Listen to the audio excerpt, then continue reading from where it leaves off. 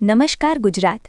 આજના મુખ્ય સમાચારની અંદર અંબાલાલ પટેલની ડરામણી આગાહી, બજેટ પહેલા આવ્યા છે સૌથી મોટા સમાચાર, ખેડૂતો, મહિલાઓ અને ગરીબોને મળશે મોટી ભેટ।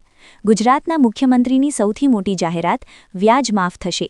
ગુજરાતને ખેડૂતોની દશા, માથે 56,000 રૂપિયાનું દેવું, જ્યારે મહિનાની આવક માત્ર 12,000 રૂપિયા।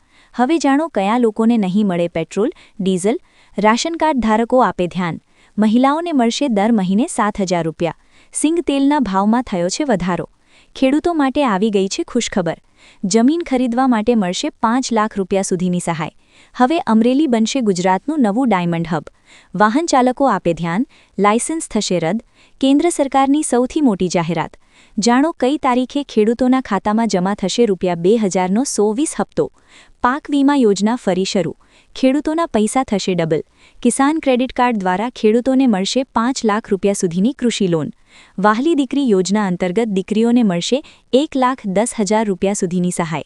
અને આજના સૌથી મોટા ખેડૂત ઉપયોગી સમાચાર જાણીશું આજના આ વિડીયોની અંદર। મિત્રો, દરેક સમાચાર, દરેક માહિતી જણાવીએ એ પહેલા ગુજરાતના જે પણ મિત્રો ચેનલ ઉપર જો પહેલીવાર આવ્યા હોય તો મિત્રો ખાસ કરીને વિડીયોને એક લાઇક કરી ચેનલને સબસ્ક્રાઇબ કરવાનું ભૂલતાની સાથે આજનો આ વિડીયો છે જેને અંત સુધી જોતા રહેજો। સૌથી પહેલા મિત્રો અત્યારના તાજા અને નવા હવામાન સમાચાર ઉપર નજર કરીએ। જાન્યુઆરી મહિનો પૂરો થવા આવ્યો એટલે ઠંડી જતી રહેશે એવું ન માનતા, કારણ કે ઠંડીના અત્યાર સુધીના સૌથી મોટા રાઉન્ડની અંબાલાલ પટેલે આગાહી વ્યક્ત કરી છે। હવામાન નિષ્ણાત અંબાલાલ પટેલે જણાવ્યું છે કે ગુજરાતમાં હાડ ત્રીજવટી ઠંડી પડશે। હાલ કમોસમી વરસાદના કારણે વાદળછાયું વાતાવરણ ગુજરાતમાં છવાયું છે। વાદળો હળતા હાડ ત્રીજવટી ઠંડી પડશે। હજુ પણ 2 થી 3 દિવસ સુધી રાજ્યમાં ઠંડી પડશે। અંબાલાલ પટેલે વધુમાં જણાવ્યું કે હવે વાતાવરણમાં પવનની ગતિ વધવાની શક્યતા રહેશે। તારીખ 27 અને 28 જાન્યુઆરીએ પશ્ચિમી વિક્ષેપ આવતા ઠંડીનું પ્રમાણ ઘટશે। ઉત્તરના પર્વતીય પ્રદેશોમાં હિમવર્ષા થશે તો ઉત્તર ગુજરાત તથા મધ્ય ગુજરાતમાં હળવો વરસાદ કે છાંટા પડી શકે છે। રાજ્યના ઘણા ભાગોમાં વાદળછાયું વાતાવરણ રહી શકે છે। 3 થી 4 દિવસ પશ્ચિમી વિક્ષેપની અસર રહેશે। અંબાલાલ પટેલે જણાવ્યું કે ફેબ્રુઆરી મહિનાના પ્રથમ સપ્તાહમાં ઠંડી વધશે તો ફેબ્રુઆરી માસમાં કમોસમી વરસાદની પણ શક્યતા દર્શાવવામાં આવી રહેલી છે। મિત્રો, ત્યાર પછીના સમાચાર ઉપર નજર કરીએ તો ગુજરાતના ખેડૂતોની દશા, માથે 56,000 રૂપિયાનું દેવું જ્યારે મહિનાની આવક માત્ર 12,000। સમૃદ્ધ ગુજરાતમાં ખેડૂતની હાલત વધુને વધુ દયનીય બની રહી છે।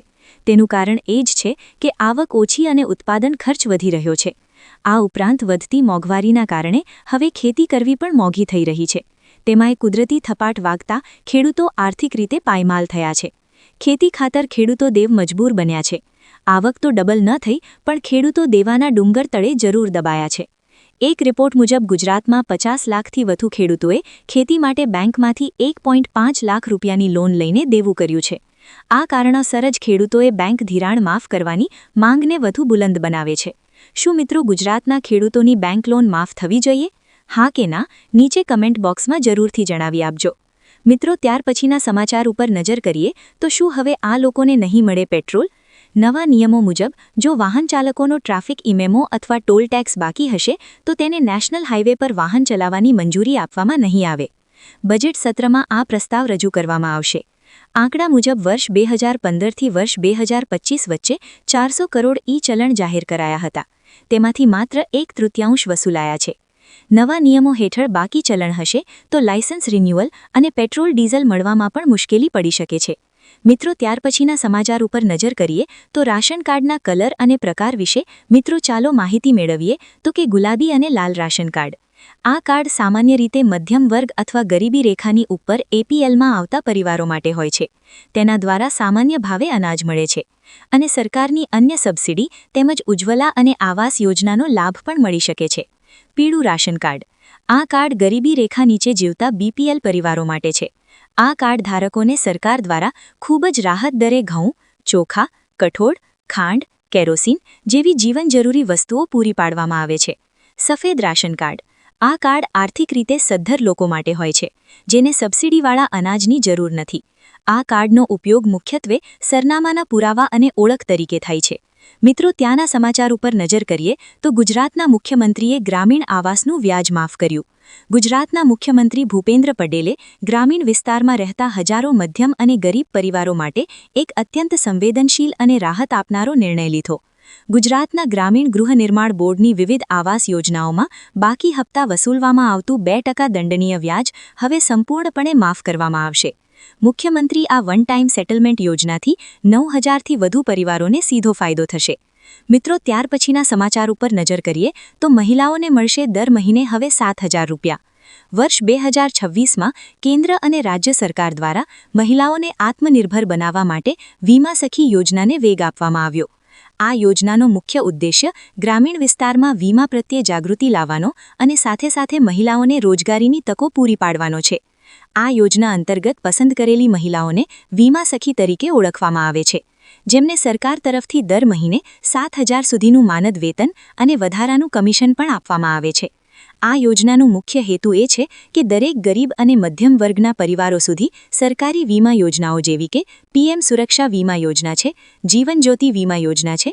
આ ખાસી વીમા સખી તરીકે પસંદ કરેલી મહિલાઓએ પોતાના ગામ વિસ્તારમાં જઈને લોકોના વીમાના કાયદા સમજાવવાના રહેશે અને તેમના ફોર્મ ભરવાના રહેશે. આ કામગીરી માટે સરકાર તેમને નિશ્ચિત વેતન આપે છે, જેનાથી મહિલાઓ આર્થિક રીતે સશક્ત બનશે અને સમાજમાં તેમની ભાગીદારી પણ વધી જશે. મિત્રો, ત્યાર પછીના સમાચાર ઉપર નજર કરીએ તો ખેડૂતોને મળશે જમીન ખરીદવા માટે 5 લાખ રૂપિયા સુધીની સહાય. ગુજરાત એક કૃષિ પ્રધાન રાજ્ય છે અને આ રાજ્ય સરકાર હંમેશા ખેડૂતોની આવક બમણી કરવા અને તેમને આર્થિક રીતે મજબૂત બનાવવા પ્રતિબદ્ધ હોય છે. વર્ષ 2026માં સરકાર દ્વારા એક અત્યંત મહત્વાકાંક્ષી યોજના જમીન ખરીદવા માટે સહાય અમલમાં મૂકવામાં આવી છે. આ યોજના ખાસ કરીને એવા ખેત મજૂરો અને નાના ખેડૂતો માટે છે જેઓ પોતાની માલિકીની જમીન ધરાવવા માંગે છે. સાથે મિત્રો, આ યોજનાનો મુખ્ય હેતુ રાજ્યના એવા અનુસૂચિત જાતિ અને નબળા વર્ગના ખેત મજૂરોને સહાય આપવાનો છે જેમની પાસે ખેતીલાયક જમીન નથી અથવા અત્યંત ઓછી જમીન છે. સરકાર માને છે કે જો ખેડૂત પાસે પોતાની જમીન હશે તો તે વધુ સારી રીતે ખેતી કરી શકે છે અને આત્મનિર્ભર બની શકે છે. આ યોજના દ્વારા ખેત મજૂરોને જમીન માલિક બનવાનો પ્રયાસ કરવામાં આવ્યો છે. મિત્રો, ત્યાર પછીના સમાચાર ઉપર નજર કરીએ તો સૌથી મોટા સમાચાર સામે આવી રહ્યા છે. સરકારની મન ફાવે ત્યાં કરો યોજના.